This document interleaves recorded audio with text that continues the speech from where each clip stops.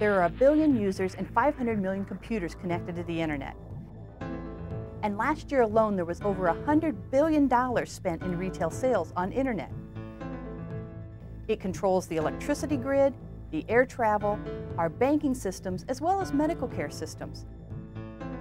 The internet has become a critical part of our infrastructure, our nations as well as nations around the world.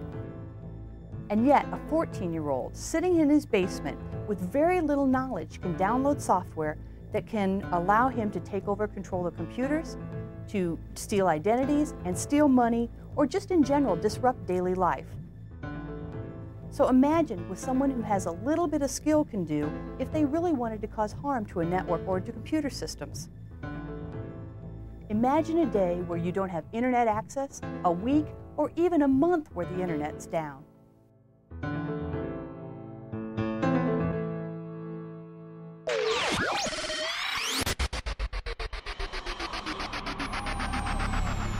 Can't imagine living even a day without the internet? Neither can we. We're a group of students who are dedicated to preventing this day from happening. We're learning about system vulnerabilities and how hackers exploit them. We also learn how to protect computers and how to teach others to avoid becoming victims. We work in the classroom with instructors, and we work outside the classroom with IT professionals to gain our skills and test our knowledge. Would you like to be part of this fun and exciting opportunity too?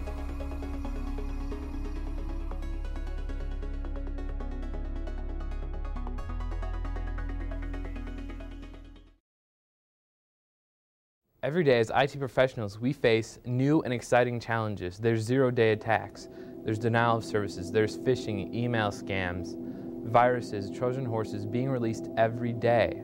This allows us to have a job that's ever-changing and always interesting. 85% of the internet is owned and operated by the private sector. Companies are depending on good people to design and protect systems that allow them to conduct business online. What this means is that there is a tremendous opportunity of jobs out there.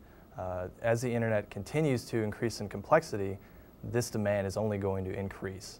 Part of what makes our job so exciting are the different types of problems and attacks that we run into on a day-to-day basis.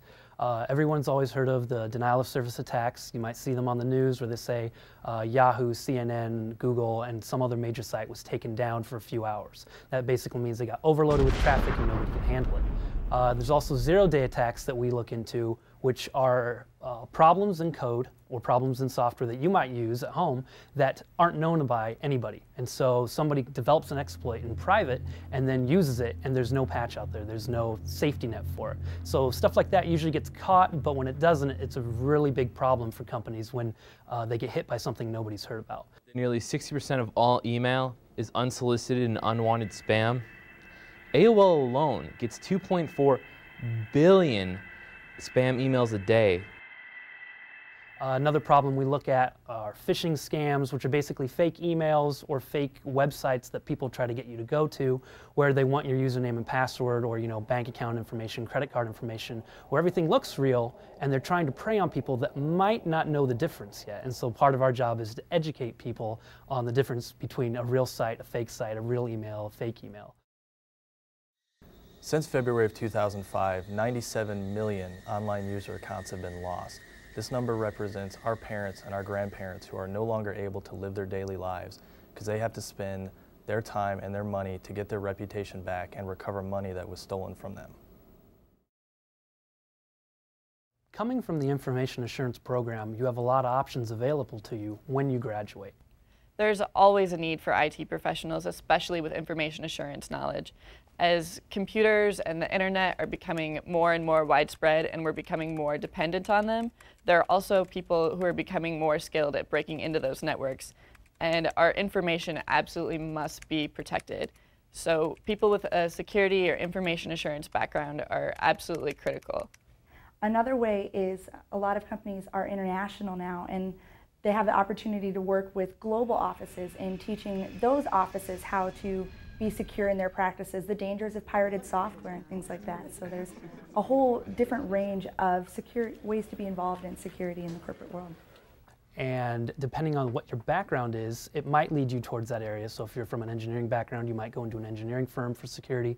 If you're from a business background, you might go into a business area of security. But that's not always the case. Myself, I'm from an engineering background, but I'm going to work for PricewaterhouseCoopers, where I'm going to be more of a consultant. I have the technical background, but I also have the security information now to go in and help companies with their business practices. All businesses and industries really need this kind of expertise, not just companies that are obviously related to technology.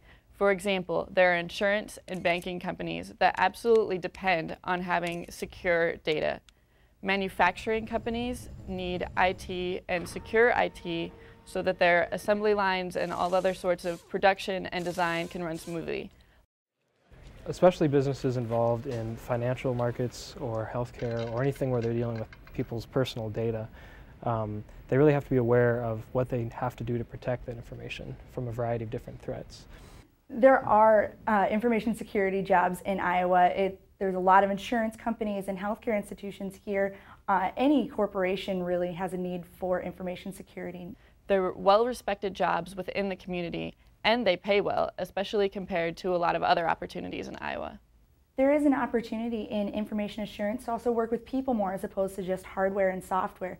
There's opportunities to improve businesses and to work with people and teach them how to do things more safely and how to do their jobs more effectively. IT is not just about technical things. IT, especially security, really helps people. It helps the company that you're working for because it protects them both from internal and external attacks and helps their systems run more smoothly. And it helps the people that your company serves because it protects their information. Information assurance is a fusion of different fields such as computer engineering, electrical engineering, political science, human resource management, management systems information. It is this integration that helps us better solve our problems that face us today in the IT industry.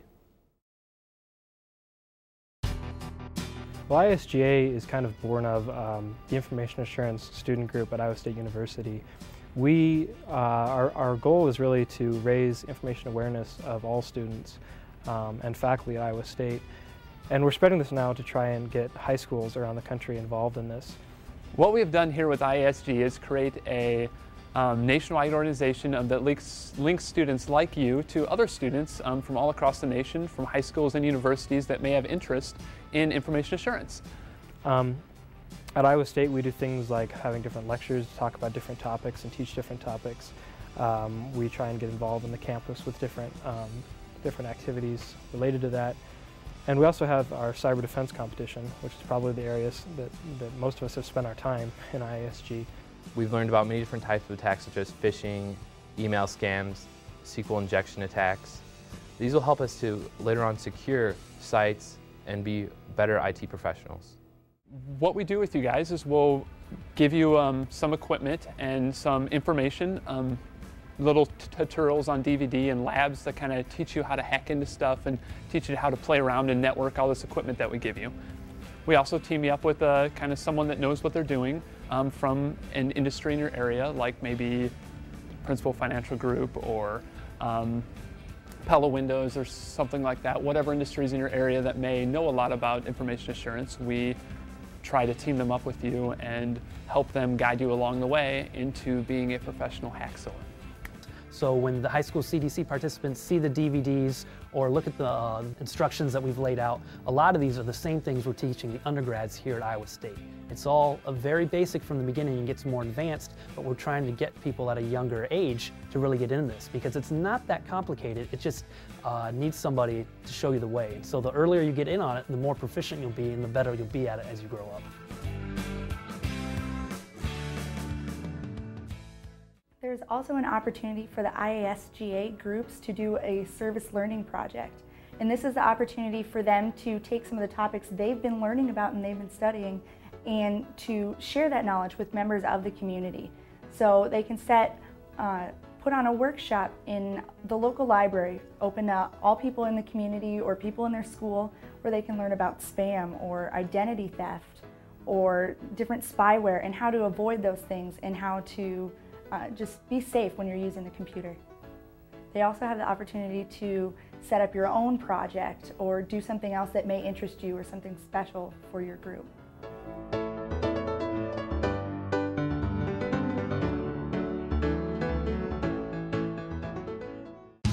A cyber defense competition is a competition we have that allows students to build and defend a network against professional hackers.